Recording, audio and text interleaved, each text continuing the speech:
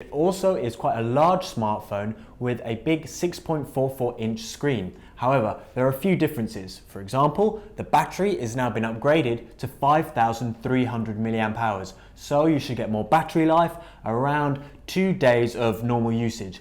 Also, it's compatible with Quick Charge 3.0, meaning that in about an hour of charging it, you can get 70% battery. Now, in terms of the internal specifications, this, like the previous edition, has 4 GB of RAM, and the processor now is a Snapdragon 625 as opposed to the previous version's 650. Now, even though it says 625, that might sound confusing, making you think it's older, but no, 625 is newer than the 650. That said, this isn't exactly a powerhouse with some super fast specifications, but we'll be able to see how fast it really runs with the Antutu benchmark tests.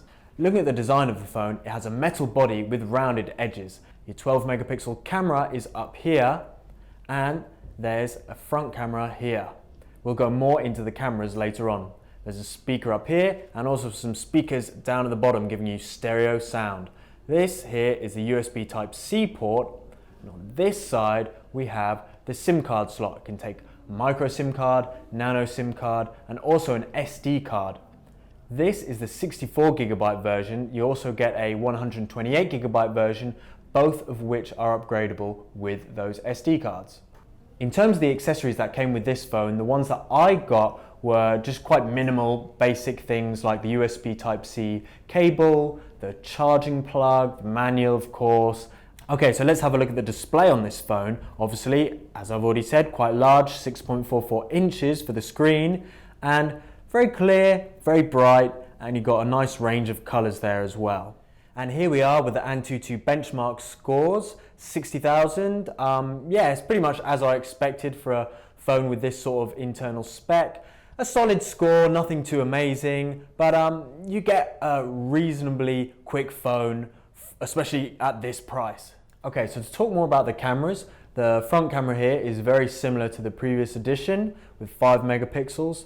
The rear camera is 12 megapixels, which is actually less than the 16 megapixels with the first Xiaomi Mi Max. However, you should be getting better quality pictures. It has a larger pixel size with 1.25 microns as opposed to just 1 micron with the previous version, and this should mean that you're getting more light intake, which hopefully will lead to better pictures.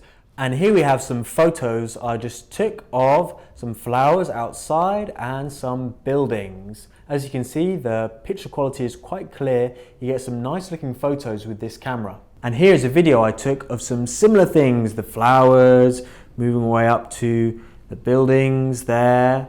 So with this camera, with this Sony IMX386 camera, you can get some pretty good quality on both the photos and the video too. If you'd like to get your hands on the Xiaomi Mi Max 2, then head over to geekbuying.com and don't forget to subscribe.